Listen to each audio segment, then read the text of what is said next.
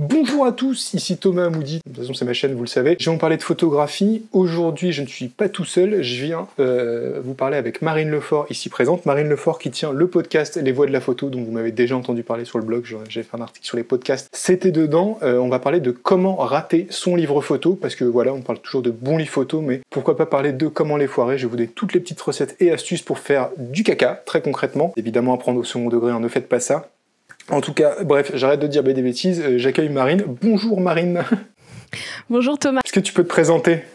Oui, je suis ravie d'être avec toi aujourd'hui pour qu'on parle photo et on parle, un livre photo comme ce que tu viens de dire. D'habitude, je suis la personne qui est de l'autre côté du micro, donc je suis ravie qu'on puisse faire cette discussion aujourd'hui. Et en fait, je m'y connais un petit peu en livre photo parce que j'ai travaillé en tant qu'éditrice indépendante pour Beaux-Arts, Gallimard, The Eyes, Fisheye et là pour les éditions du Chêne. Voilà, donc j'adore les beaux livres et j'adore la photo, donc on va avoir plein de sujets intéressant à se dire aujourd'hui. Donc c'est un secret pour personne qu'on aime tous les deux très fort les livres photos et c'est devenu naturellement le sujet de la vidéo quand on a échangé ensemble. On s'est dit qu'on allait un peu prendre le contre-pied de ce qu'on voit d'habitude sur internet, de comment réussir son livre. C'est des conseils, j'en ai déjà beaucoup parlé avec vous sur la chaîne, donc il n'y a pas trop de surprises sur ça. Et on va faire un peu le tour de toutes les façons de foirer un livre photo, et il y en a beaucoup. Est-ce que Marine, tu veux démarrer avec la première ? Alors c'est pas forcément la première dans l'ordre, hein, c'est la première, enfin la plus dans le sens c'est la plus importante, hein, c'est la première dans le sens...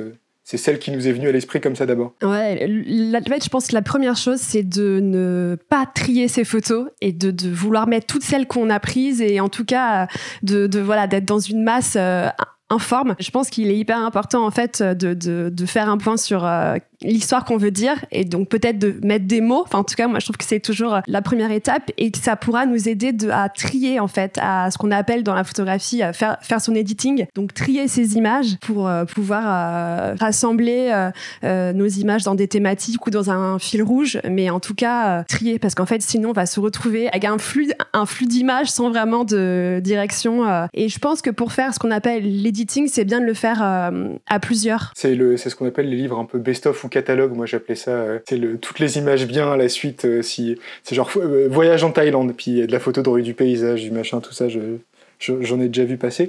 C'est marrant ce que tu as dit sur le fait de mettre des mots sur les images pour faire ça, parce que quand j'en parle et quand j'évoque le sujet, j'ai tendance à penser à ça comme un chemin de fer, c'est le terme qui revient régulièrement, en plutôt construisant à partir d'une séquence d'images les plus fortes, et ce qui représente un peu le cœur sans lequel ça tombe complètement, de partir de là, puis d'essayer de raconter l'histoire avec ça, tout ça.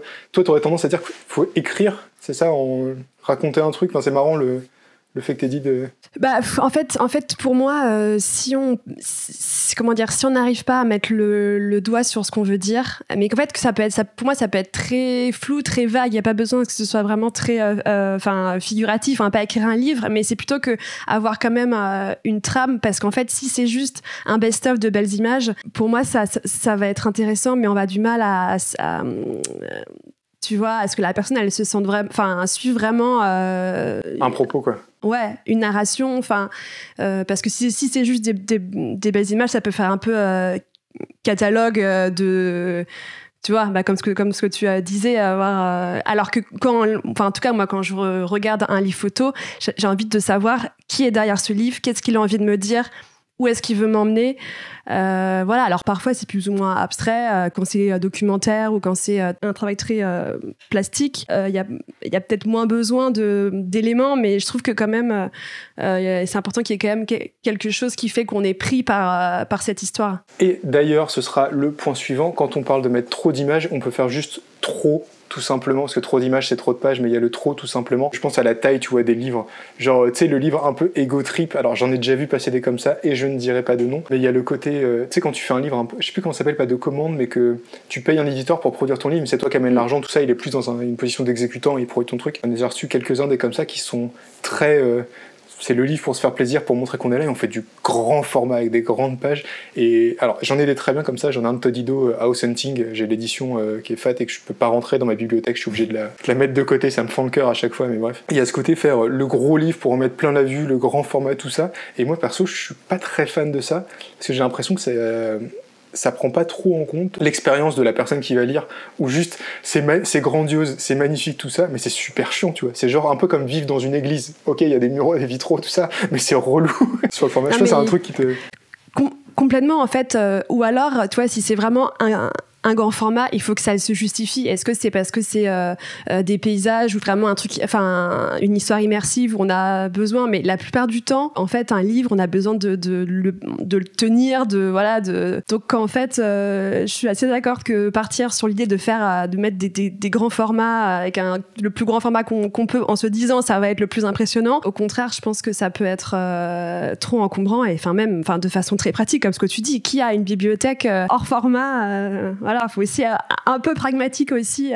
Pour penser aux libraires, et ça me fait penser, je sais pas si tu les connais, ces formats-là, ça me fait toujours halluciner. J'ai visité la boutique Taschen à Berlin, qui est vachement bien d'ailleurs. Si un jour vous avez l'occasion d'aller à Berlin, foncez parce que c'est cool de la visiter. Et en fait, ils font tout un truc sur les grands formats, mais genre ils te vendent le stand avec, qui est travaillé dans le thème du livre et tout, mais c'est un délire, avec des bouquins à 3000 balles qui prennent une place phénoménale. Et je pense que ça s'adresse à une clientèle très particulière comme format, mais j'ai tendance souvent à préférer les A5. Je pense que A5 c'est le bon rapport où tu peux te plonger dans l'objet. Il y a un peu ce côté intime parce que c'est une œuvre que tu ramènes chez toi quand même. Pas comme une expo où tu as ce côté grandiose où tu peux en mettre plein la vue. Je dirais A5. A5 c'est bien si vous savez pas quoi faire en taille. Je pense que ce que tu dis par rapport aux grands livres, en fait, pour moi, c'est plutôt dans la catégorie de, toi, plutôt les livres d'artistes, en fait. Dès qu'on est sur des prix et sur des formats qui sont énormes, en fait, pour moi, on est quand même un peu plus sur des gammes de prix et sur des formats et souvent sur des conceptions. Enfin, toi, c'est des budgets qui sont un peu différents. Et donc, du coup, clairement, comme ce que tu dis, là, on est sur une gamme de lecteurs qui vont chercher le livre pour son objet, dire que pour le mettre dans leur bibliothèque de façon très visible, pour aussi, enfin voilà, il y a aussi une autre histoire qui est sociale, ouais. Et donc du coup, je pense que quand on sort un peu des formats un peu classiques, ça veut dire qu'on va vers un objet et du coup on parle peut-être à un autre type de lecteur, quoi. Et moi, mon point, du coup, mon troisième... Ça nous amène au point suivant. Ouais, exactement. C'est ne pas réfléchir à qu'est-ce que c'est un livre, en fait, à la matérialité du livre. Je pense que c'est assez important quand on commence à se dire ok, j'aimerais bien faire un livre, j'ai une série en tête, c'est de faire quelques recherches en fait sur les livres qu'on aime bien, donc peut-être dans des librairies, dans des festivals, dans des salons, pour voir en fait les différents formats qui puissent exister, et puis peut-être se faire conseiller par ou des éditeurs ou des imprimeurs, enfin en tout cas des personnes qui sauront en fait aussi voir les complexités, comme ce qu'on disait, de faire un format d'un livre très grand ou alors aussi très petit. Ça peut aussi être des sujets, mais parce que quand on imprime un livre, on l'imprime sur des machines, donc il faut aussi avoir en tête cette matérialité. En fait, on va pas faire son livre à la main, ou alors là c'est autre chose. Ça me fait penser, sur la chaîne il y a une vidéo de François Ozzy, je vous invite à la regarder, je mets le lien en description, où François faisait ses livres à la mano. Il était venu nous expliquer ça, donc c'était 4 heures par bouquin où il faisait l'impression, il faisait la reliure lui-même, etc. C'est un travail de psychopathe, je pense qu'on peut dire le mot maintenant. Il est retourné au Canada, mais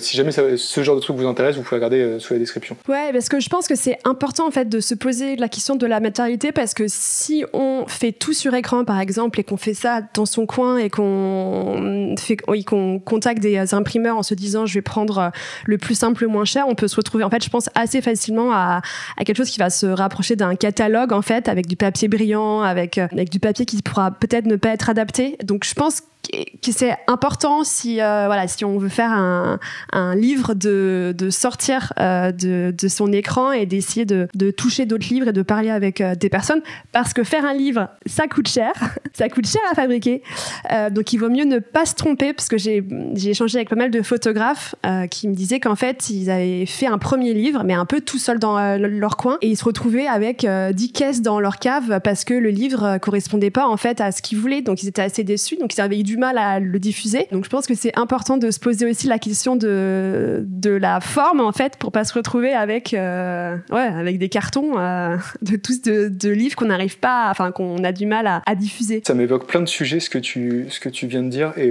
on va creuser un petit peu on va finir sur la matérialité. Sur la matérialité, il y a aussi trop de trucs que vous pouvez pas trouver tout seul dans votre coin en commandant un livre sur PixArt et en prenant en faisant une commande tout simplement. Il y a tellement d'aspects, genre je pense par exemple à la reliure, mais la reliure c'est je dirais pas que c'est un art, si presque c'est un art, mais la reliure, il y en a déjà des tellement différentes et ça rend tellement pas pareil. Alors je connais pas trop les termes techniques, je me trompe à chaque fois, mais je pense à celle, tu sais, de Epic, la cousue avec le dos.